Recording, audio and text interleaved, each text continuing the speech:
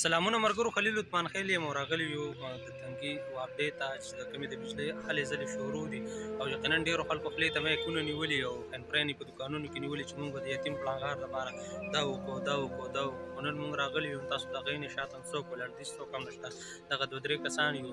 نو اوس هم د ایچ ډي او سره هم خبرې وکړلې، نو هغه ته موږ وویل چې کوم الله دې وبخښي بلال، خو زموږ وفات شو. بل داسې یو کس موږ له راکړی چې اوس زموږ د مسلې حل کې نن 18مه ورځ ده چې زموږ طرف ته د بجلۍ هغه کرنټ قدرې خو هم نه راځي.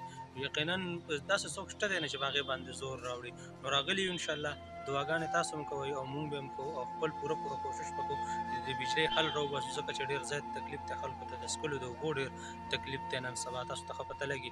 او یقینا ډېرو خلکو پلانټونه هم لګولي دي، خو د داسې خلک شته چې د هغوی د بمبې وس هم نه کېږي. نو موږ خاص کر کې راغلي یم دغه خلکو دپاره چې کوم بې وسه خلک دي، د هغوی دپاره دغه غږ اوچتو، دغه د بجلۍ غم کوو. یو خلیل عثمان خیل یم.